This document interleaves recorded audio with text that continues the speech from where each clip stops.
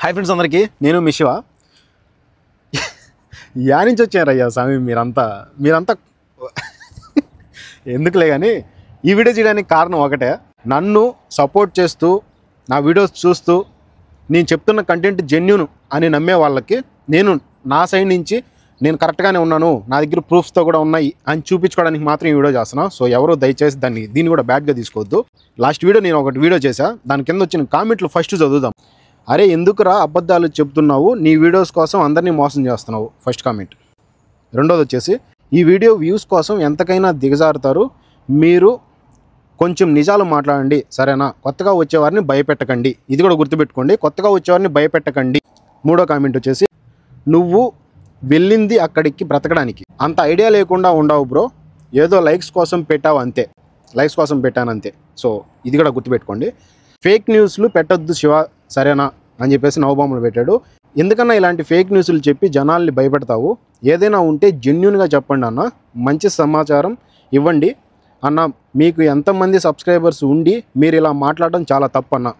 9,60,000 మంది సబ్స్క్రైబర్స్ ఉన్నారు, నేను ఇలా మాట్లాడడం తప్పు అని మీకు అనిపిస్తూ ఉంటే నిజంగా చెప్తున్నా, ఒకసారి మీకు విత్ ప్రూఫ్తో కూడా నేను చెప్తా, మీరే చెప్పండి నేను చేసిన తప్ప కాదు.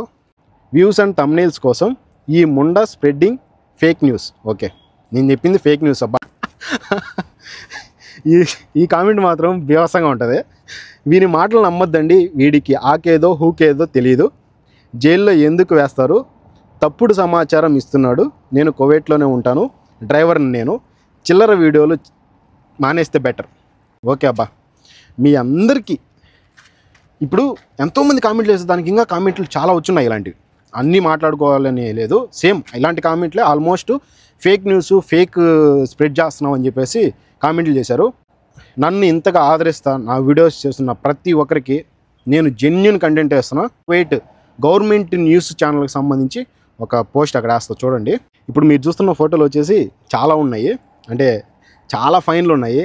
డ్రైవింగ్ లైసెన్స్ లేకపోయినా, కార్ దప్తర్ లేకపోయినా రకరకాల ఫైన్లు ఉన్నాయన్నమాట. కానీ నేను స్పెసిఫిక్గా మెన్షన్ చేసిన ఫైన్ ఏంటంటే ఆ వీడియోలో లైసెన్స్ లేకుండా బండి డ్రైవింగ్ చేయడం నేరం. బండిని డ్రైవింగ్ చేస్తే పోలీసులు పట్టుకుంటే రూల్ వచ్చేసి 3 నెలలు జైలు శిక్ష, 150 దినాల నుంచి 300 దినాల ఫైన్, 300 దినాల ఫైన్ పడుతుంది అని చెప్పేసి నేను చెప్పిన. సో ఇక్కడ మీకు కనిపిస్తుందా, తెలుగులోకి కూడా ట్రాన్స్లేట్ చేసి చూపిస్తా, మీరు ఒకసారి చదవండి, బాగా క్లియర్గా చదవండి.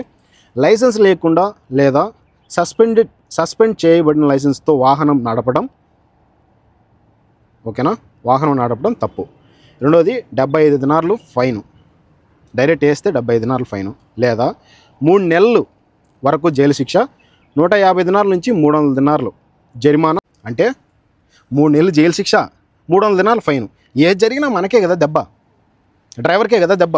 లైసెన్స్ లేకుండా బండి నడపడం డ్రైవర్కే దెబ్బ. నా ప్రీవియస్ వీడియోస్ కూడా చూడండి, ఒక వీడియో చూసి జడ్జ్ చేయొద్దు, ఎవరిని కూడా ఏ మనిషిని కూడా ఒకదాంతో జడ్జ్ చేయొద్దు. ఒకసారి ప్రీవియస్ వీడియోస్ కూడా చూడండి, నేను మంచి చెప్పా చెడు చెప్తా, అంటే ఇట్లా ఉంటుంది అట్లా ఉంటుంది, నేను ఎవరిని భయపెట్టాలని వీడియోస్ చేయట్లా. మీకు క్లారిటీ వచ్చిందా? చూస్తున్నారా? 3 నెలలు జైలు శిక్ష, 150 దినాల నుంచి 300 దినాల ఫైను, ఏది బండినా మనకే దెబ్బ. అరే కువైట్కి రావద్దని నేను చెప్పట్లా, కువైట్కి రమ్మని నేను చెప్పను, రావద్దని చెప్పను, రమ్మని చెప్పను. ఎందుకంటే అది మీ ఇష్టం అబ్బా, మీ ప్రాబ్లమ్స్ ఎలా ఉన్నాయో నాకు తెలియదు, కానీ వచ్చిన తర్వాత ఇబ్బంది పడద్దండి. రూల్స్ ఇలా ఉన్నాయి తెలుసుకోండి, జాగ్రత్త పడండి. నేను చెప్పే ప్రతి కంటెంట్ మంచి ఉంటుంది చెడు ఉంటుంది, రెండూ చూపిస్తా. నేను ఏది ఒకటి ఫేక్గా నమ్మేసి ఒకటి ఫేక్గా చూసి చెప్పాను. ఇది మినిస్ట్రీ ఆఫ్ ఇంటీరియర్ ఫేస్బుక్లో కువైట్ పేజ్, దాంట్లో చూడండి స్పెసిఫిక్గా మెన్షన్ చేస్తున్నారు ప్రతి ఒక్క దానికి సంబంధించి ఏమేమి ఫైన్లు ఉన్నాయి, ఎంతెంత ఫైన్లు ఉన్నాయి, ఎన్ని రోజులు జైలు శిక్ష ఏంటని చెప్పేసి స్పెసిఫిక్గా మెన్షన్ చేసి ఇప్పుడు రూల్ తీసుకొని వచ్చారు. సో దాని గురించి నేను చెప్పాను. కువైట్లో ఉన్న వాళ్ళకి తెలిసే ఉంటుంది నేను చెప్పేది జెన్యూన్ కంటెంటా కాదా అనేసి. కువైట్ పోలీస్ వాళ్ళు చాలా ఇంటెలిజెంట్ పర్సన్స్, ఎవరు ఏంటి అని చెప్పేసి కనుక్కుంటారు. బండి ఫేక్ బండి తోలుతున్నాడా లేదు వాడు ఒరిజినల్ బండి తోలుతున్నాడా అని చెప్పేసి వాడు మొహంలో ఎక్స్ప్రెషన్సే తెలిసిపోతాయి. సో కొంతమంది బండ్లు ఆపుతారు, ఆపి నైట్ టైం ఫుల్ చెక్కింగ్లో ఉన్నాయి, ఆడబడితే ఆడ డ్రింక్ అండ్ డ్రైవ్ చెక్కింగ్ అంటే తీసుకొని పోయి డైరెక్ట్ ఎవడు కూడా కువైట్ ఇండియాలో కూడా direct drink and drive checking, blood test, urine test ఇలాంటివన్నీ చేయరు. ఫస్ట్ ఆడు తాగాడా లేదా అనేది స్మెల్ చూసి, లేదంటే ఆడు బండిలో ఏదన్నా చెక్ చేసి వాళ్ళు ఫైన్ చేయడం, ఆ తర్వాత డ్రంక్ అండ్ డ్రైవ్ వాడు నిజంగానే చేశాడా లేదా అనేది చెకప్ చేస్తారు. అది వేరే, నేను దాని గురించి మాట్లాడాల. డ్రంక్ అండ్ డ్రైవ్, బండి తాగి నడుపుతున్నాడా లేదా అని చెప్పేసి చెక్ చేస్తున్నారు అని మాత్రమే నేను మెన్షన్ చేశాను. ఫేక్ న్యూస్ స్ప్రెడ్ చేయడం నాకు అలవాట్లేదబ్బా. విత్ ప్రూఫ్తోనే వచ్చింది. వీడియోస్ కోవిడ్లో ఉండేవాళ్ళు ఎవరి కంటెంట్ ఎలా ఉంటుంది అనేసి జనాలకు తెలుసు. జనాలు చూసే వాళ్ళు ఏమి ఇది కాదు. నేను ఎవరి గురించి తప్పుగా మాట్లాడను, తప్పుడు మాట్లాడను, ఓకేనా. ఒకవేళ కోవిడ్ వాళ్ళ గురించి నేను ఇలా ఉంటుంది సిచ్యువేషను, ఒకసారి బ్యాడ్ ఒకసారి గుడ్ చెప్తున్నాడు అన్నా కూడా నేను వాళ్ళ గురించి తప్పుడుగా మాట్లాడు. వీడొక వేస్ట్ గాడు, ఆడు వేస్ట్ గాడు, ఈడిదే అది ఇది అని చెప్పేసి తప్పుడు మాటలు అంటే బూతులు మాట్లాడు వీడియోస్లో. సో వద్దు, ఎవరి కంటెంట్ వాళ్ళది, నీ పని నీది, నా పని నాది, నా కంటెంట్ నాది, నీ కంటెంట్ నీది. ఇప్పుడు నేను ప్రూఫ్తో వచ్చిన, నిన్న బ్యాడ్ కామెంట్ పెట్టిన ఇట్లాంటి వీడియోస్ చేయగాకు బ్రో అని చెప్పేసి. సో ప్రూఫ్ కనిపించిందా మీకు? ఇప్పుడు కళ్ళు బాగా జూమ్ చేసుకొని చూడండి, మళ్ళీ వేస్తాయి ఇక్కడ. 3 నెలలు జైలు శిక్ష, 300 దినాలు ఫైన్. ఈ రెంటిలో ఏదైనా ఒకటి పడవచ్చు. ఏది బండినా కూడా మనకే బొక్క. కోవిడ్కి వచ్చే వాళ్ళకి అండ్ కోవిడ్లో కొత్తగా ఉన్న వాళ్ళకి తెలిసేలాగా ఇలా ఉంటుంది సిచ్యువేషను, జాగ్రత్త పడండి, దయచేసి జాగ్రత్త పడండి. మీ ఫ్యామిలీ ఇబ్బంది పడుతుంది. మీరు ఇంటి దగ్గర నుంచి వచ్చి ఎంతో కష్టపడి ఇక్కడ పని చేసుకుంటూ ఉంటారు, 10 రూపాయలు సంపాదించుకుంటూ ఉంటారు, అది పోగొట్టుకోవద్దు. జస్ట్ ఏడన్నా పార్కింగ్లో పార్కింగ్ పెట్టేసిపోయినా కూడా మీకు ఇంకో క్లిప్ చూపిస్తా చూడండి. ఇక్కడ నేను పార్కింగ్లో పెట్టేసిన బండి, పోలీసు వాడు వచ్చి ఇక్కడ బండి ఎవరిది అని అడిగాడు. నేను నాది కాదు సార్ అని చెప్పిన. నిజం చెప్పి ఇది నీది కాదా అన్నాడు. నాది కాదు సార్, ఆల్రెడీ బండిలో డ్రైవర్ ఉన్నాడు చూడండి సార్ అంటే ఆడిని పిలిచాడు, బయటికి పిలిచాడు. ఫైను మామూలుగా అయితే నో పార్కింగ్ కాడ పెట్టిపోతే బండి పైన ఫైన్ వేస్తారు.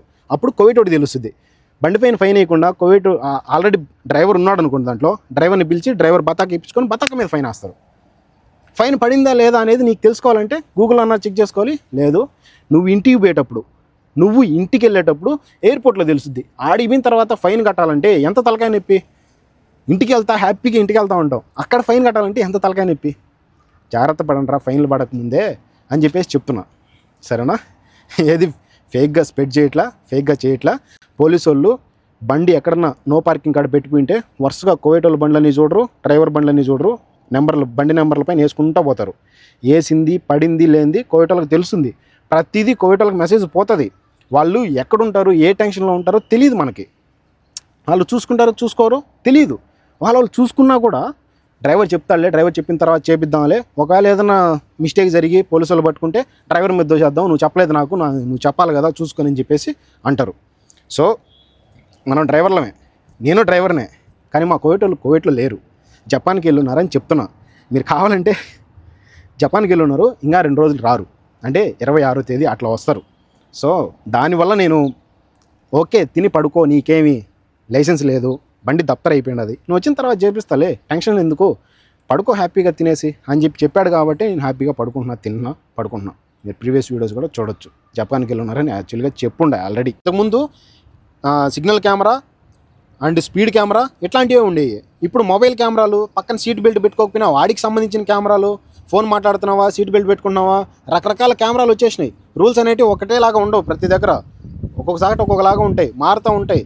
కరోనా టైంలో 100 మంది కోవిడ్ ఇళ్ళలో పనిచేసే వాళ్ళకి కొంతమంది ఫుల్ శాలరీలు ఇచ్చారు, కొంతమంది హాఫ్ శాలరీలు ఇచ్చారు. శాలరీ ఇవ్వకుండా మాత్రం ఎగ్గొట్ల ఎవరు. వాళ్ళకి సంబంధించిన శానిటైజర్లు, ఇంకా గ్లౌజులు, వాళ్ళకి ఏదైనా హెల్త్ బాగాలేకపోతే చూపించడము, ఇట్లాంటి బాగా చూసుకున్నారు.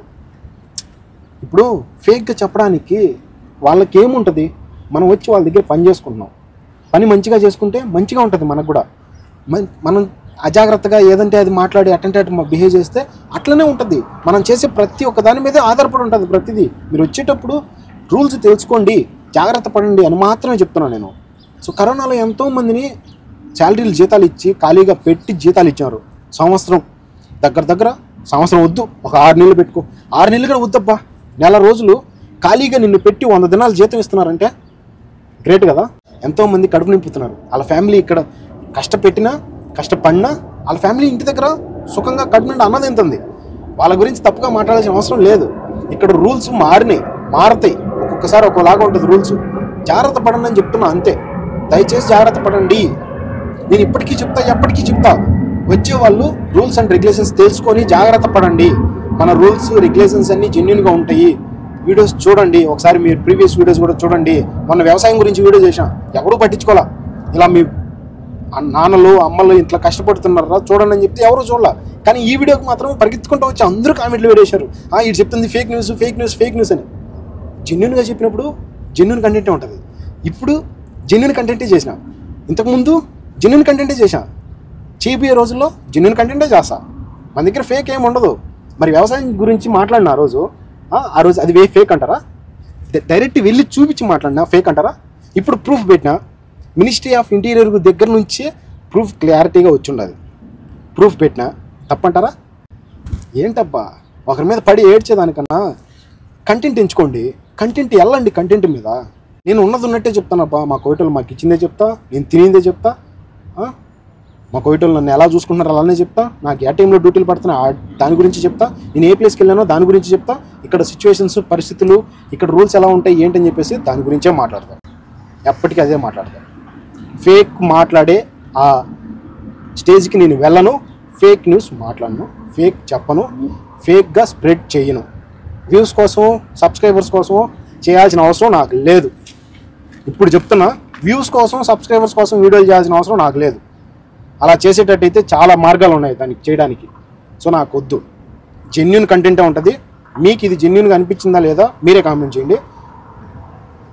ఇది కూడా మీకు ఇంకా నేను క్రియేట్ చేసింది అని మీరు అనుకుంటే నేనేం చేయలేను. ఎలాంటి కామెంట్ పెట్టినా ఐ రిసీవ్డ్ ఇట్. నేను ప్రతిదీ రిసీవ్ చేసుకుంటా. నేను మంచైనా చెడైనా పాజిటివ్గా తీసుకుని వెళ్ళిపోవడం అలవాటు చేసుకున్నా, పాజిటివ్గా తీసుకుని వెళ్ళిపోతా. 7 సముద్రాలు దాటి కువైట్కి వచ్చి పని చేసుకుంటున్నా. నా ఫ్యామిలీకి నేను పనిచేస్తున్న పనికి నాకు వచ్చిన ఫలితానికి నా ఫ్యామిలీ నేను హ్యాపీగా చూసుకుంటున్నా. సో ప్రతి ఒక్కరు అదే ఆలోచనతో రండి, హ్యాపీగా పని చేసుకోండి. పని ఒకరోజు ఉంటుంది, ఒకరోజు ఉండదు. కష్టం ఒకరోజు ఉంటుంది, ఒకరోజు ఉండదు. ప్రతిదీ ఎప్పుడు ఒకేలాగా ఉండదు. లైఫ్ మారుతూ ఉంటుంది.